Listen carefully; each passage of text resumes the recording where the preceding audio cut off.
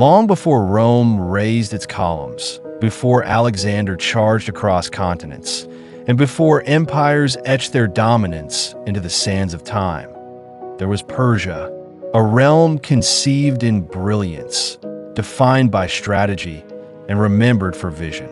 This is not merely a chronicle of conquests and rulers. It is a symphony of tolerance, innovation, diplomacy, and power. It is the story of how a small kingdom from the Iranian plateau became the world's first true superpower, the Achaemenid Empire, led by the man history remembers as Cyrus the Great. Chapter 1. In the Shadow of Titans. In the 6th century BCE, the ancient world was no stranger to greatness.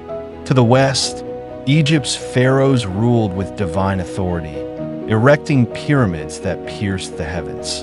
In Mesopotamia, the Babylonians calculated eclipses and built towers that kissed the stars. In Anatolia, the Lydians ushered in the age of currency. North of this mighty conglomeration, a fierce and tribal kingdom called Media thrived, its rulers hardened by war and conquest. Within their orbit was Persis, a lesser-known land, arid and humble, yet rich in resilience and pride. It was here that the winds of destiny stirred. A child was born, Cyrus II of Anshan. His lineage combined Persian and Median blood, and from his youth, Cyrus was exposed to the fragility of empires, the strength of unity, and the hypocrisy of despots. Legends whisper that Astyages, the Median king and Cyrus's grandfather, dreamt of his grandson overthrowing him. He tried to silence fate, but fate had other plans. Chapter 2. The Emergence of Cyrus the Great. In 550 BCE, the prophecy began to fulfill itself. With careful alliances and a strategic rebellion, Cyrus challenged Astyages. Unlike the common warlords of the day, he fought not merely to destroy, but to unite. The Median armies collapsed not only under force, but under inspiration.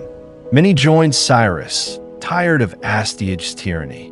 When victory came, Cyrus didn't pillage. He proclaimed unity. The Medes and Persians were not enemies, they were family. This philosophy became the bedrock of Cyrus's rule. Where others ruled by fear, Cyrus ruled with trust. Cyrus then moved against King Croesus of Lydia, ruler of immense wealth and cunning. The Battle of Thymbra was a clash of might and mind. Cyrus outmaneuvered Croesus's famed cavalry with camels, using their scent to scare the Lydian horses. In victory, Cyrus spared Croesus, another demonstration of mercy over vengeance. With Lydia now his, Cyrus turned his gaze to Babylon, the jewel of Mesopotamia. But unlike previous conquerors, he didn't storm its gates. He respected its gods, walked its streets, and allowed its people to continue their way of life. Chapter 3. An empire founded on tolerance and strength. The genius of Cyrus was not in how many cities he conquered, but in how he kept them. He didn't just command armies, he commanded hearts. Cyrus's empire wasn't an imposition, it was a fusion. He allowed people to keep their religions, their leaders, even their languages. Babylonian priests kept their temples. Egyptian artisans kept their gods. One of his most legendary acts was freeing the Jews from their Babylonian exile. He ordered the reconstruction of their temple in Jerusalem. To the Hebrew prophets, he was a Messiah, not a foreign king. The Cyrus Cylinder, a small clay artifact, records these deeds. Written in Akkadian cuneiform, it speaks of rights, freedom, and respect. Modern scholars call it the first charter of human rights. To manage his vast territory, Cyrus introduced the satrap system. Satraps were governors who ruled provinces with a degree of autonomy, but were loyal to the King of Kings. This balance between local control and imperial cohesion made the Achaemenid Empire stable and scalable. Chapter 4: Infrastructure and Innovation. But an empire is only as strong as its infrastructure. Cyrus didn't stop at politics. He reimagined connection. He commissioned the Royal Road, a highway stretching over 2,700 kilometers from Sardis to Susa. Along its length were rest stations and guard posts, enabling messages to travel across the empire in days rather than weeks. He introduced a courier system so reliable that it echoed centuries later in Herodotus' famous line, "Neither snow, nor rain, nor heat, nor gloom of night stays these couriers from the swift completion of their appointed rounds." Cyrus also encouraged economic integration, standardized weights and measures, consistent coinage across provinces, and regulated trade routes. Architecturally, he laid the foundation of Pasargadae, not only a capital, but a symbol of cultural convergence. Its gardens reflected Mesopotamian symmetry, its columns bore Elamite influence, and its palaces opened into courtyards that celebrated light and openness. Chapter 5: The Legacy of Cyrus. In 530 BCE, Cyrus fell in battle against nomadic tribes in the east. But his death did not bring the collapse of his vision. He left behind an empire that stretched from the Indus River in the east to the Aegean Sea in the west, unmatched in scale and sophistication.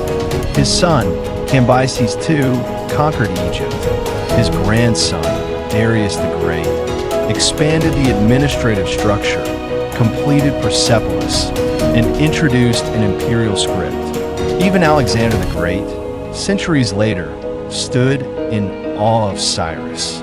Upon discovering his tomb, he ordered its restoration and honored his legacy. That's the mark of a true world shaper, not just remembered, but revered by those who conquered after him. Chapter 6: The Enduring Spirit of Cyrus.